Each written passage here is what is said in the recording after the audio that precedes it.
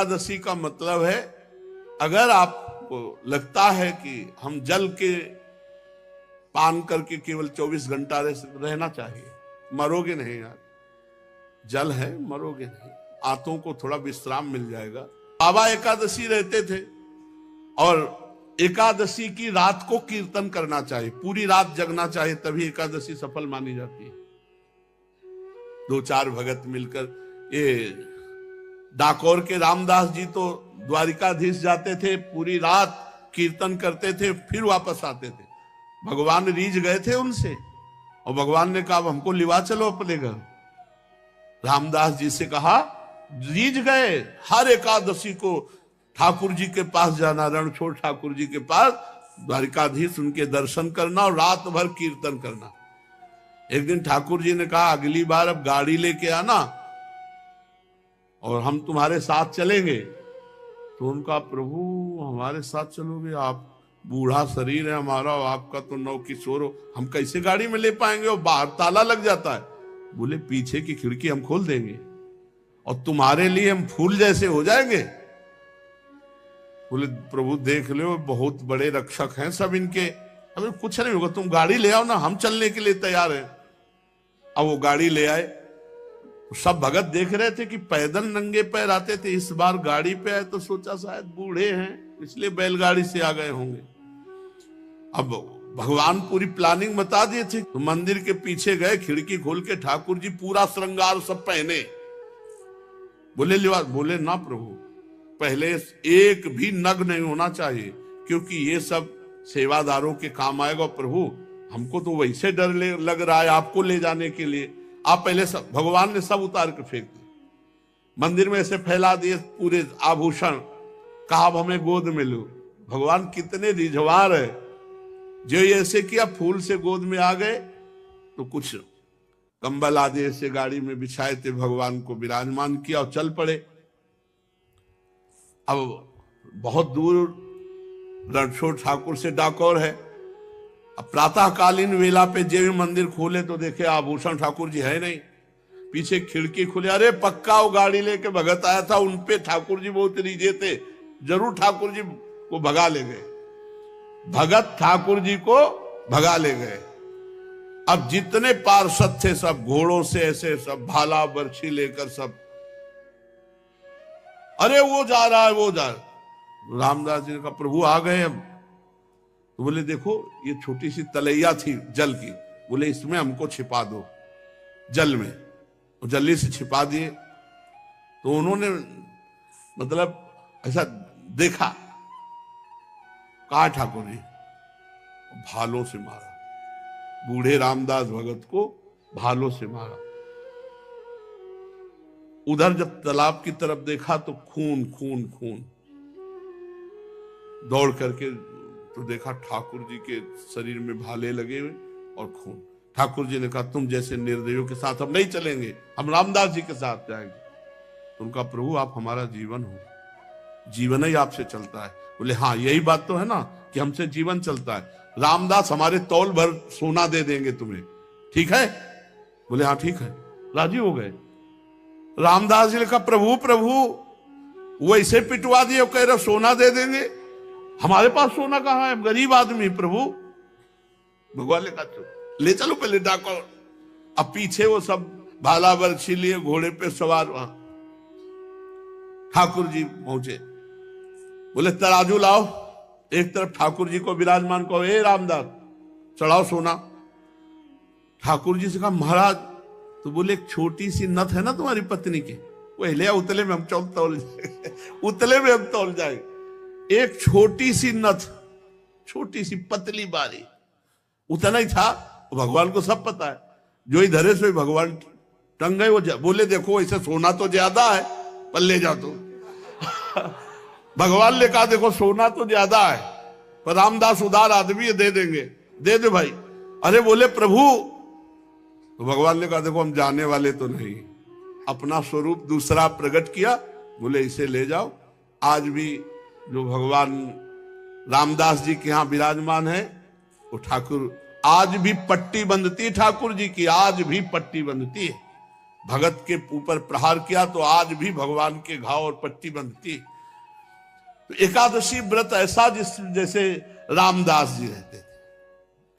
पूज्य श्री मथुरा दास जी भक्तमाली जी थे, एकादशी को चर्चा नहीं करते थे, रोज चर्चा होती थी, पर एकादशी को निर्जला रहते थे।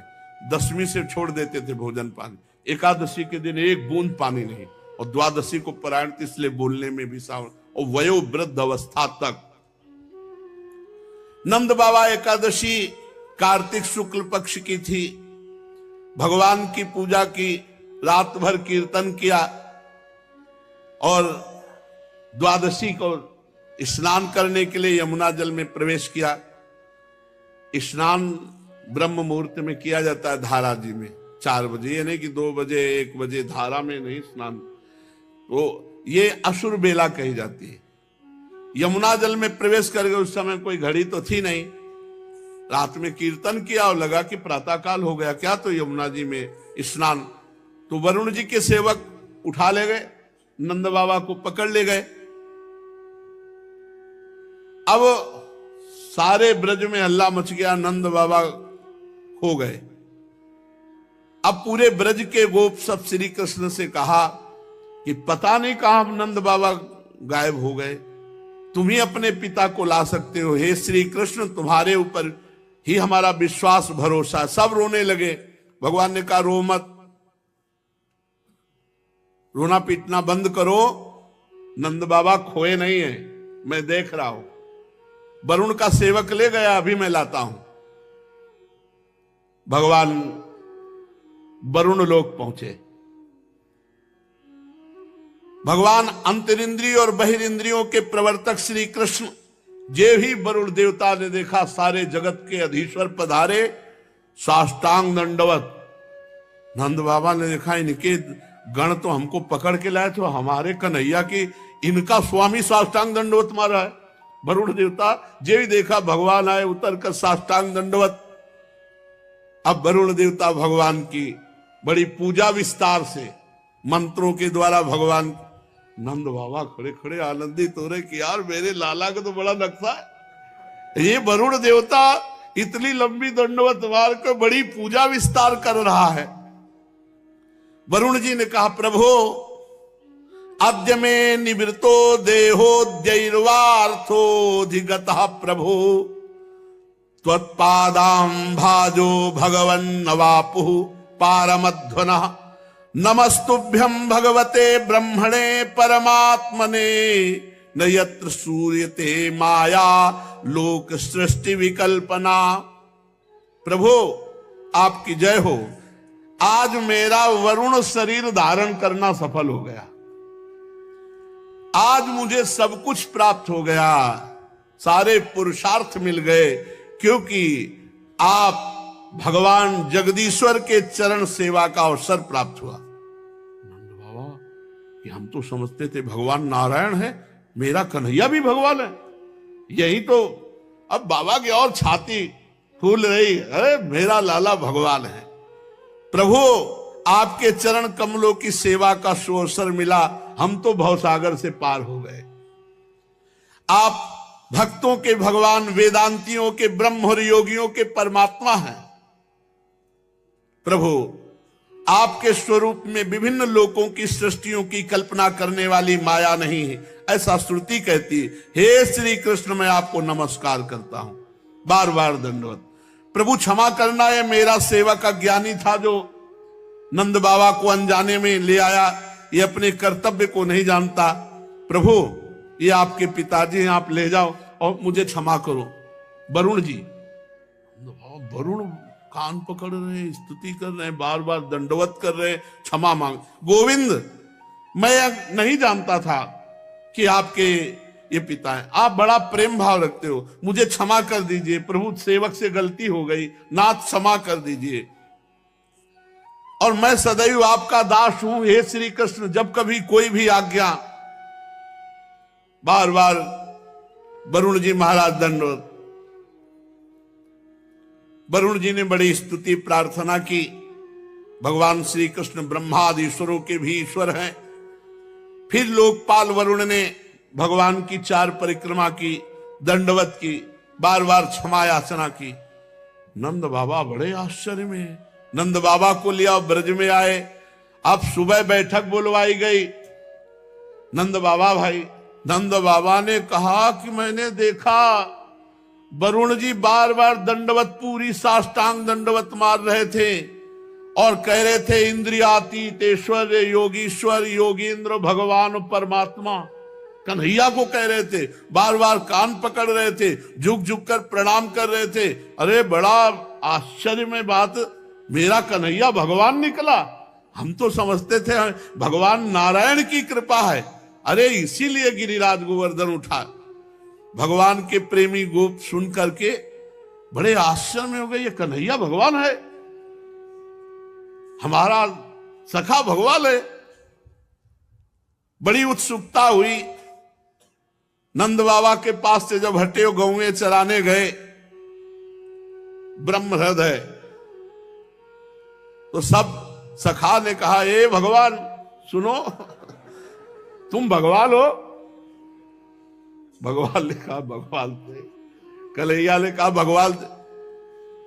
तुम बैकुंठ के नाथ भगवान हो, तो हमें बैकुंठ दिखाओ अगर भगवान हो। हमारे साथ खेलता है, हमारे साथ भगवान कहां से हो सकता, दिखा मैं बैकुंठ दिखा, जिसमें केवल महान सिद्ध प्रेमी भक्त ही प्रवेश पा सकते हैं। ऐसे वैकुंठ दर्शन की जो मायातीत स्वधाम है, भगवान अपने गोप सखाओं की अभिलाषा पूर्ण करने के लिए तत्काल कहा इस ब्रह्म हृदय में स्नान कराओ, जहां क्रूर जी को स्नान, जो ही डुबकी मारी सो पहुंच गए वैकुंठ। जय विजय नंद सुनंद भगवान के दिव्य पार्षद, दिव्य अस्त्र भगवान, और बड़े ऊंचे सिंहासन पे भगवान विराजमान है। सखाओं को जय विजय, रुको, सर्वलोक महेश्वर अनंत ब्रह्मांड अधीश्वर, ऐसे भगवान के साथ झुक के चलो। दूर से बोले हमें नहीं चाहिए बेकुल, इतने ऊंचे में वो बैठा है और यहाँ सब हमको दबकार है, हमारा कन्हैया ही जिससे हम खेलते, हमें बैकुंठ भूल कर बैकुंठ नहीं चाहिए। सोई ऐसे उछरे। भगवान ने कहा, बोले कन्हैया एक बात मांगू, तू मेरा नित्य सखा है, मेरा प्राण, तू मुझे कभी बैकुंठ मत भेजना। मुझे जहां इतनी दूरी हो और जहां ऐसा शासन हो, मुझे वो अपना कन्हैया प्यारा लगता है, जिसके साथ मैं खेलता हूं, जिसके साथ मैं खाता हूं, जिसके साथ विभिन्न प्रकार की क्रीड़ाएं करता हूं। ब्रजवासियों को बैकुंठ फीका लगा। भगवान के प्रेम धाम वृंदावन ब्रजधाम से भी श्रेष्ठ वैकुंठ को माना जाए तो आप सोचो ब्रजवासियों को अच्छा नहीं लगा और मना कर दिया कि कन्हैया एक बात मुझे दे कि इस ब्रज से कभी मैं बाहर न जाऊं, यहीं का बंदर बनाओ, यहीं की चिड़िया बनाओ, यहीं के पशु पक्षी लता बनाओ, मुझे बैकुंठ नहीं चाहिए।